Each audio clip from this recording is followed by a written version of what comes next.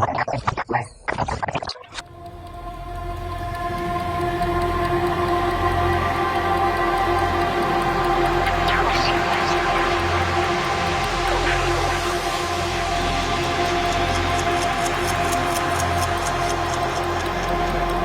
future. You mean the past? Exactly. Hello everyone, a new segment, and today's topic is twin flames. So I'm going to delve deep into the meaning of twin flames, taking it all the way back to the original meaning. And I love talking about this topic personally. It is a topic that's close to heart, being a twin flame couple myself. And I find it really confusing when you start to look for information out there. Just a lot of conflicting information, and at times, a lot of it is misinformation, in my opinion. So here I'm presenting a concept that may or may not resonate with you. However, please do listen to the end if it's something that you hold close to heart, something that you've been meaning to find answers for. It may shed light on a few questions that you have in regards to twin flames. Now, so I start here by saying that twin flame is perceived as a mystical experience, and there is an assumption that twin flames is a connection that happens only on the spiritual dimension, beyond the physical plane. There's also an assumption that twin flames are rare, and it can only happen to people who are direct descendants from a very high level of creation. So we have many spiritual groups, including New Age groups, forever exploring the concept of twin flames, but I believe that a lot of it is misguiding and falsely leading people towards relationships that are romantic at best. They seem to have a lack of cohesive understanding of the concept of twin flames, and so I've made this video intentionally to elaborate on the meaning of twin flame relationships, go into the planetary and personal healing that comes with the experience of the unification of twins, hoping that you would be able to draw better conclusions for yourself. So real twin flames that have earned the right to call themselves twin flames by going through the growth, through the molding, through the unfolding, initially happens at a high level on the spiritual level. Then these experiences are very blessed. They happen on a soul level, a deep level, begin in the spirit realm, in a mystical dance between a male and female connection in spirit. And that connection, over time, filters down into our reality field. At some point, you will attract a connection with another that will bring this connection together. At some point, because not all twins do meet in the physical. Now, before one can meet the other, deep, profound work must be done. And I will discuss this more as we progress through this session. This work must be achieved within the self first, until one or both are healed and together working towards integrating the whole by releasing archaic programming and mental spiritual belief systems that are based on fear and judgment. So there's a lot of work to do for the couple. The relationship of a twin flame couple is that of non-judgment, because it is a merging that happens at a heart level. Together, they face the intensities that come with a deep spiritual relationship. And most relationships nowadays find this extremely difficult because their relationship is ego-based from a place of perceived needs and codependency on one another. And there's this notion that my partner must fulfill me, this kind of thing. So that's very contrary to what a twin flame relationship is about. Now, twin flames have a profound significance and special contribution to make towards humanity. They come together in high numbers at this time in order to anchor their energy into the light field within the energy vortex. Otherwise, this energetic matrix is a rather dark place for human consciousness to evolve in. So twin flame couples come together, or one will come physically and the other will stay in the spiritual realm, still having the same connection together, except some of the physical components are missing. And they work together in order to fulfill the mission, which is to anchor into the light field, which is to anchor their light into the energy vortices here on this level of reality. Now, the energy between twin flames is different to other relationships with other individuals or other couples that are working together. Much different, for example, to a soulmate or a romantic relationship. They're called twins because each of the flames continue to light the other. Each flame represents a conscious and harmonious relationship within the self first and between one and the other. The twin flame union becomes a continual unified field, automatically accessing higher levels of frequency. And since that union of frequencies happens and the merging happens, it acts as an interdimensional bridge between frequencies. So it propels them towards a higher level of frequency, because together they function as one powerful single consciousness. So the difference is twin flames do not feel a separation between them. They don't feel that separation at all, because they've transmuted that separation a long time ago. And another reason is because they come directly from the unified field. The only difference they feel is on an ego level, which is connected to their individual identities. But by the time the healing work is complete, the ego too dissolves. They do not have likes and dislikes towards one another. They don't have attraction or aversion. They perceive and feel themselves as one operating unit, commissioned for service, not as individual expressions of oneself alone from this egoic level.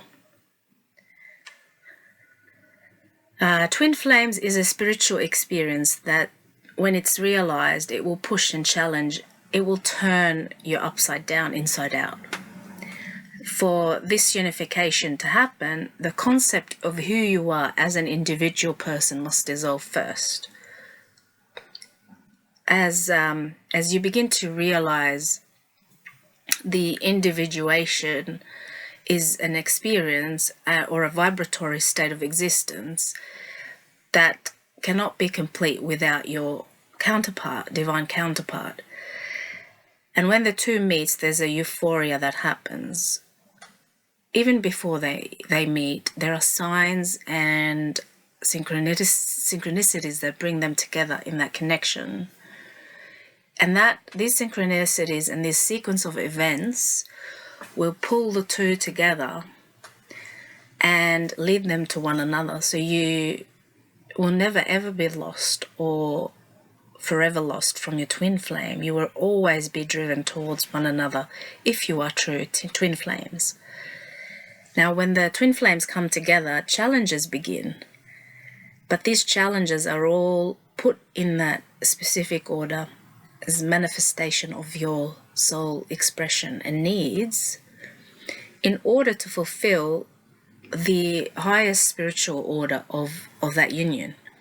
And coincidentally, people who have had these experiences, these euphoria, these mystical experiences, prior to that, they've had visions. And prior to that, they've had heart-centered awakenings prior to the sequence of these events of when twin flames come together. This is an experience like meeting yourself when you've been given a mirror for the first time. It's a mirror image of yourself. And mind you, it could be an unhealed version of yourself that you meet for the first time.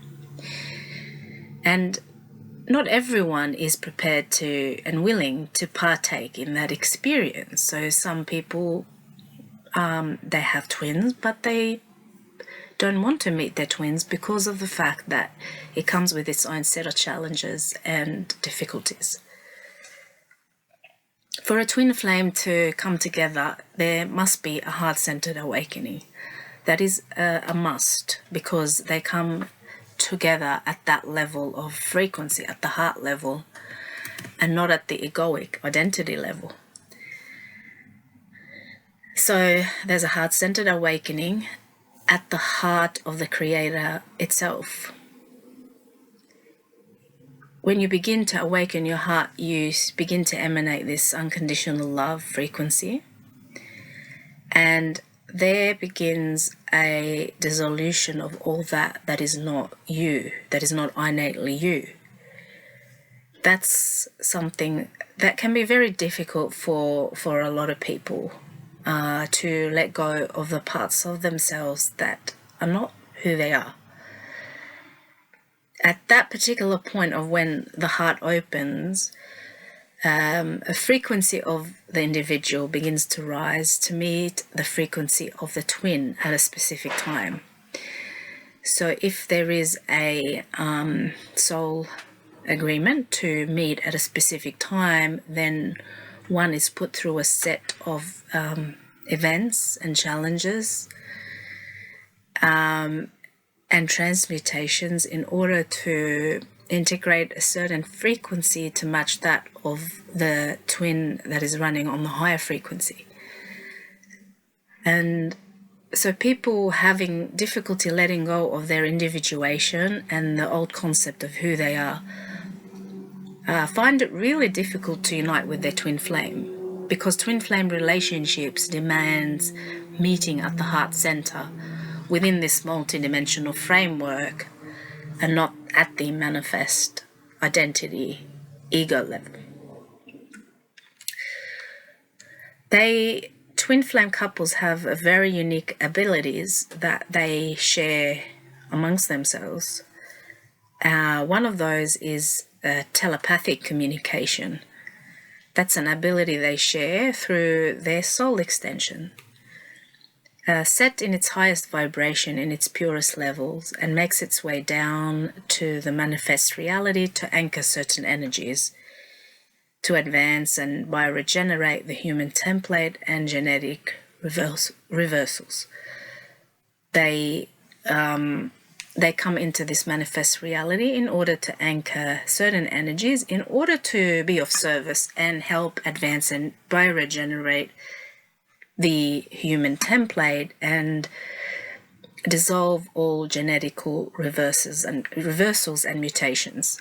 Now I'm going to present to you the concept of the MCEO freedom teachings when it comes to twin flame relationships.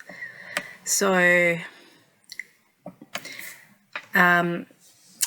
twins, according to MCEO Kelontic Science Freedom Teaching, twins reflect the original first creation, where the void of God Source vibrates primal sound and light, resulting in creation on multiple levels, followed by a downstepping of consciousness that takes place. It takes place in stages, and at the highest level, it's perceived as a space or pre-matter sound and light, and it's at its lowest is a hard surface or matter, as we know our current reality to be in this three-dimensional space matrix.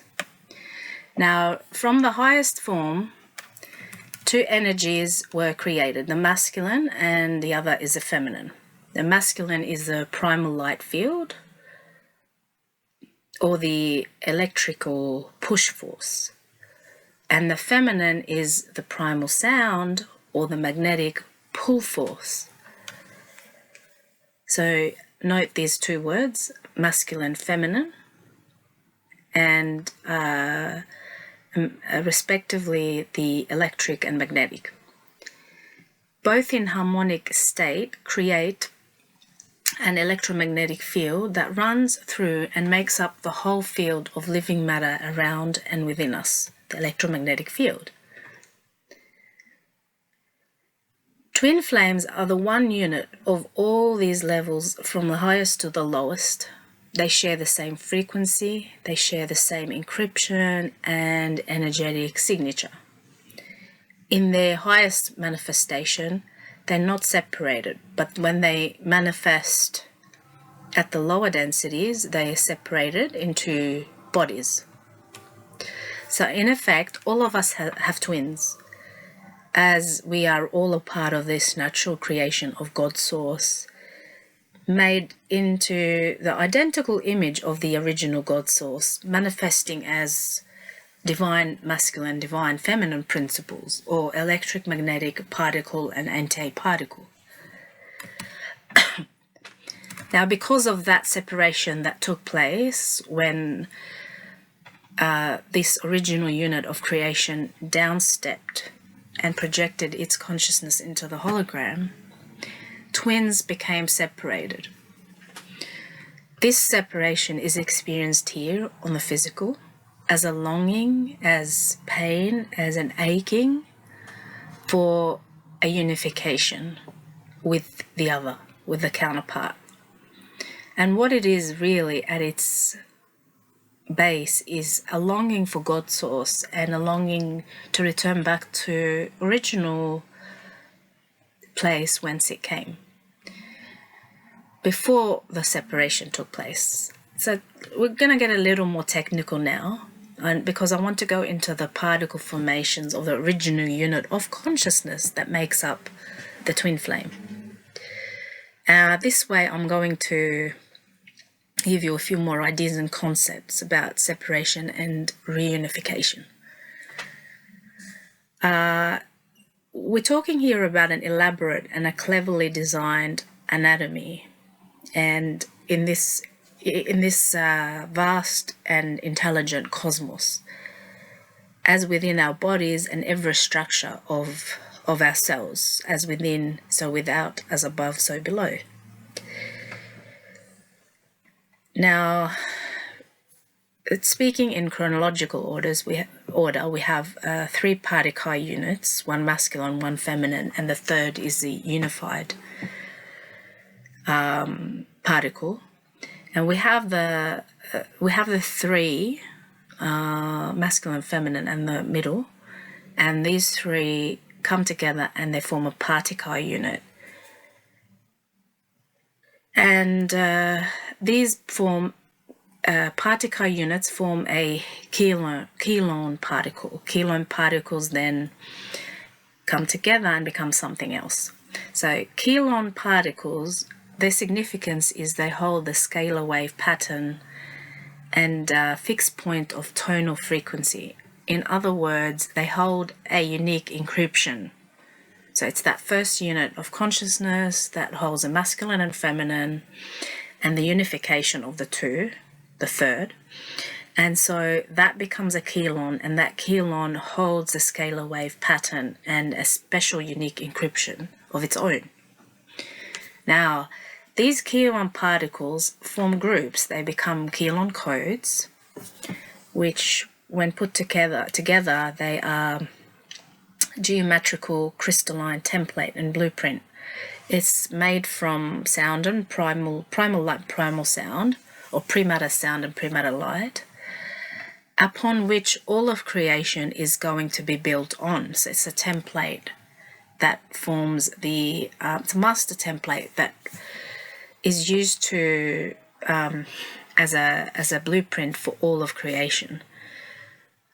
these crystalline grids are units of consciousness, and then when they're grouped together, they form specific anatomies, and this is where the differentiation of each individual life manifests upon the groupings of these crystalline grids and what they're doing in this big multidimensional energy matrix. So it gets more detailed than this, but just put it simply here in an easy to understand format. Now, twin flames have an original codex of their own.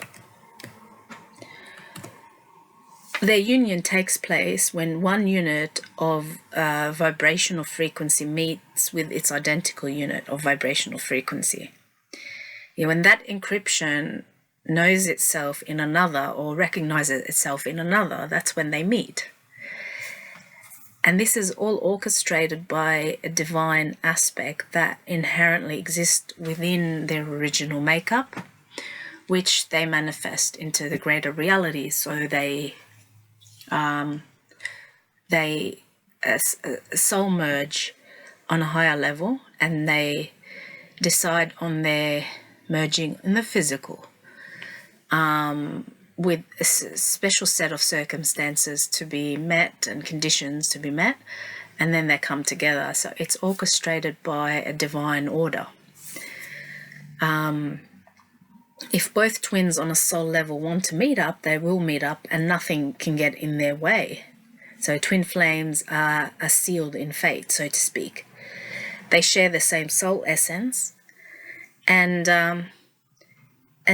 how can we negate our other aspects of ourselves to become whole? How can we reject our twin flame? That can never happen. To become whole, we must accept and we must integrate all that is born out of our original essence, whether we like it or not, on a personal egoic level. Our ego may not like our twin flame as a personality, but on a soul level, they are you and you are them, and you are bound together because of your original encryption. So there's no escape from the twin flame. It is believed that twin flames come into certain incarnations from within this energy-time matrix, that is, other dimensions of existence, to do the work in service, in full service for the greater good. So they soul contract to honor and to love and cherish one another, grow together, and be pillars of light, guiding and giving unconditional love to all those who cross paths with them. So for twin flames, they're not all about themselves. They're about representing the sacred marriage and sacred alchemy in the community, in society, in the world. Once they heal, they shine their light strongly, and when they shine their light strongly because of the unification of the masculine and feminine and to its highest level, there's a huge energy vortex that's created, which is said to heal and regenerate countless, 1,000 or something, reversal systems and templates existing within the environment in which they exist. So by unifying together and healing together, they create an antidote to the reversals, and this ripple extends out into the larger world. This is why twin flames are choosing to come in large numbers right now in physical format. This is because we are in an important time in history, in a stellar activation cycle, and there's a huge consciousness shift that we're partaking in, and so they need to be here to anchor that energy that's much needed. An enlightened twin flame couple exists in order to be of complete service to the eternal creator, and really that becomes the reality and the purpose of them manifesting as twin flames on earth, in Tara, in Gaia, and the ultimate purpose being the evolution of all mankind. Now, last but not least, twin flames choose to go into dark places. They're not all about light and love. They go into the darkness because they have been through it. They've been there, done that. They can handle the energies of the polarity field. They're powerful together. They're capable of pulling people out of the dark, picking up the pieces and putting it together. They do it without judgment, even though they themselves may encounter, and often do encounter, a lot of darkness initially. And one unique thing about twin flames is they often bounce back very quickly. They're very resilient, and they have a unique aptness and solid experience when it comes to discerning between truth and untruth. In other words, it's extremely hard to trick a healed, united twin flame couple. They're dedicated to a lifetime of service, of healing and transmutation, so they're great healers and natural healers. You'll find they don't need to do a lot of healing courses. They just comes to them naturally because of their original encryption. They're divine ancient souls who have chosen an extremely difficult mission out of an unconditional love for themselves and the eternal original creator God.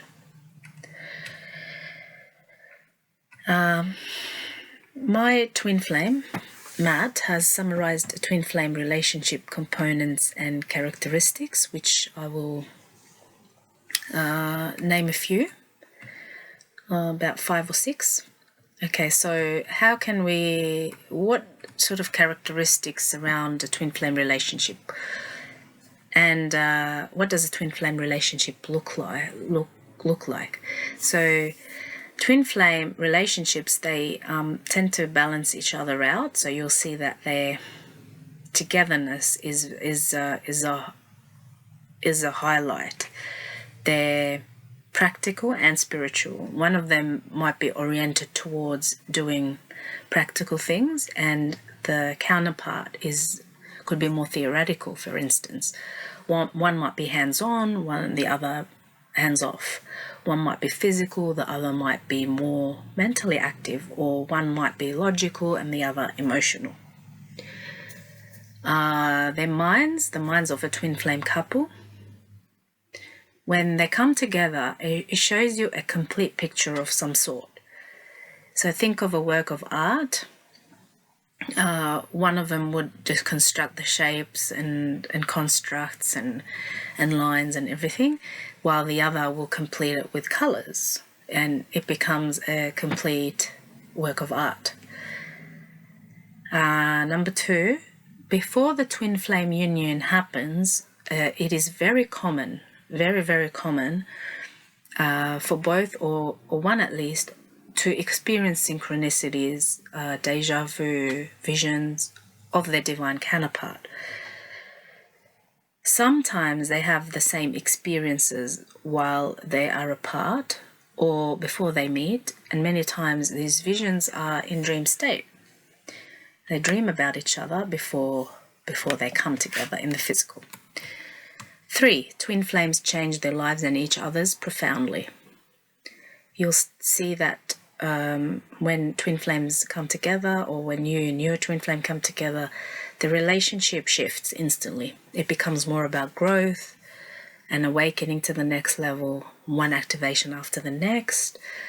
It is often marked with challenges. It's not without challenges and difficulties, and especially while the couple are healing, and they're always healing right to the end, especially because they have to braid DNA strands 4 to 6, because they already are braided from 7 to 12 and 1 to 3, so they've got 4, 5, 6, which is the gap that they're together working on. So they experience those difficulties while they're braiding their DNA back to its original state. 4, twin flames inspire one another to shed negative thinking patterns.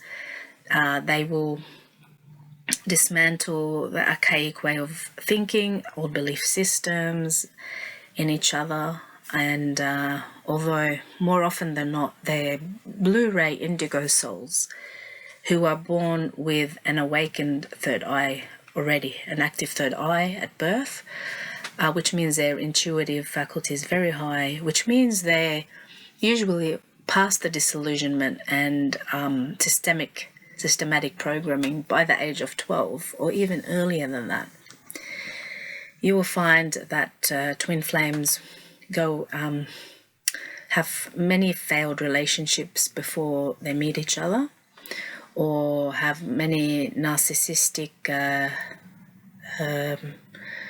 many narcissistic relationships that just might even send them to a point of desperation where they no longer wish to be in any relationship. But then as the real twin flame arrives, it's something that's irresistible. It's just gonna, just come together smoothly without any resistance from either one. And I'm not sure what I'm up to, but the next one is authentic, genuine, and their love is felt. Everyone around them will feel it, even when they're not talking, they're angry at each other. There's a deep-seated love that is very hard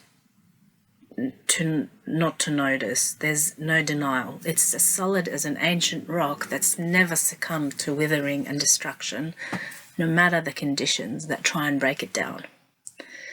It's as solid as the Giza pyramids and as immutable.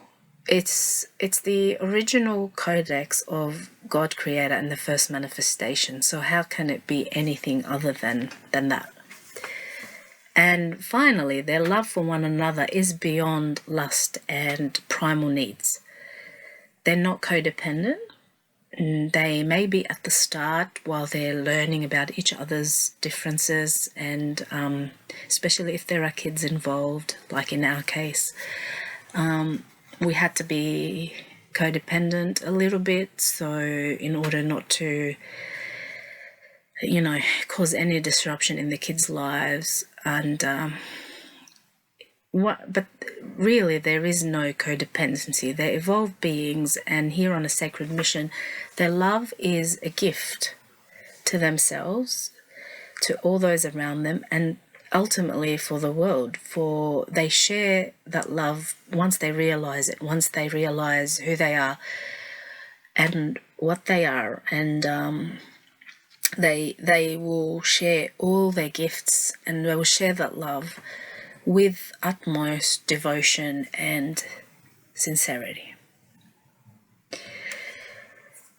Now that's the end of the talk. Now I will end this video with my personal contribution. It is a poem I wrote when I was on my individual journey searching for my divine counterpart, twin flame. And here it goes.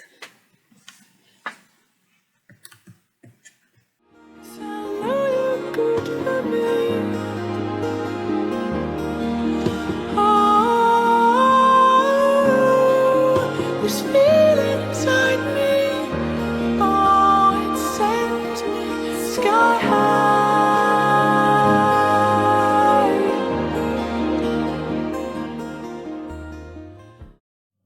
I travelled through jagged mountains, high and steep, swam across rivers and lakes, long and deep, carried my ancestor's sword to keep the demons away. 1,000 leaves and petals scattered marked my way. The trees drew their shadows along the pale green meadows, but there was no shadow of a man. Oh, how I wish I knew. I witnessed battles unfold, heaven come down crashing. Peeked through the castle's gate, 1,000 lights were flashing. Crowds amassing, men with their swords, knights in their armours, didn't know the ungallant from the valiant. But there I tried to find him, amongst the crowds and throngs. and his voice in every song. Oh, how I wish I knew. As the moon peeked behind the mountains, I needed to rest. My body crumbled like sand, too weary to protest. Holding a picture of him in my mind, like the one etched on my chest. I knew once I set foot, took that first step, I'd be the knight in that game of chess, and there'd be no turning back. The sun shone the hilltops, giving colour to life. Or was it life to colours? I thought I'd travel west, outrun the sun, to where he sets, and the sunflowers. Perhaps the sun was trying to find him amongst the million faces too. Oh, how I wish I knew. As I stomped on every leaf, pebbles were crushed under my feet, in rhythm with my anomalous heartbeats. I recall this rhythm from before. Once at the altar's door, I was forsaken. The evil thief took him. Wish he would return what's mine and confess his crime. Oh, how I wish I knew. I took shelter on the riverbank, and there a bypasser I sight, a long-bearded man, dressed up all in white, seemingly a man of wise words, who could tell one's fate. So I asked him to tell mine. He said, "Thine child, you can't predict fate. Trust the plan, be patient, wait. And if you still seek answers, search the chambers deep within thine heart." He must have felt my desperation to want to learn more, so he asked me to describe him. I said, "A man who treasures all, the meek, the wild, the desert and mountains." He must have lost his way back home, confused waterfalls and fountains. But he was born in these mountains. It is here I have to find him. It is here I have to find him. The man grinned and nodded and took me by the hand. He walked me to his humble cottage built on rock and sand. I prayed I wasn't being misled, but as I looked around the cottage, I noticed there was no bed. Just an old gown, a needle, a thread. He wasn't real, or was he? A man with a heart of gold. He told me once he was an empire's king. He travelled with his Excalibur on a four-wheel gilded carriage, now merrily fares on a bird's wings. In the distance, the road diverged, two paths, one high, one steep. The first diverged to the lakes, the other to the mountain peak. I had to choose, so I searched for clues. The voice inside loud spoke, warned me to stay put. Oh, how I wish I knew where he'd set foot. I wish I knew. And as I looked afar, I sighted a shadow crossing a stream. I stumble on a rock, and just to hear an echo, I scream. But it was all a futile search, a dream within a dream, a figment of my imagination. Even the wise man vanished in thin air. Or was he never there? I wondered. Upon the dawning of a new day, I woke up in a fright. Something told me the man was there last night. In despair, I called him, but he vanished with the light. The man near the stream, the man of my dream, and the man from last night seems like a dream within a dream. Nevertheless, the journey was tiring and long. I was fast falling asleep, with a million questions unanswered. Oh, how I wish I knew. This time, as I was closing my eyes, this man's words came back to life. He spoke unlike a demon. He spoke with an angelic voice. He spoke of two lives entwined from birth, like cosmic dust and earth. He spoke of a contented heart and a fire burning in its earth. He spoke of a twin flame union, the twin flame of my soul, the rhythm of my song from heaven's abode. He who had never left me, now I know he'd been with me all along.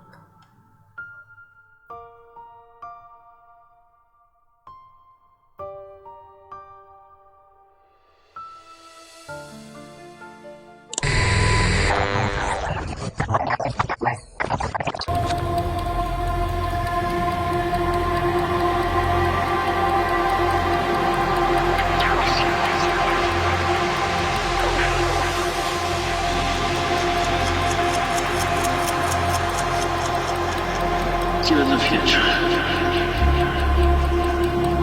You mean the past? Exactly.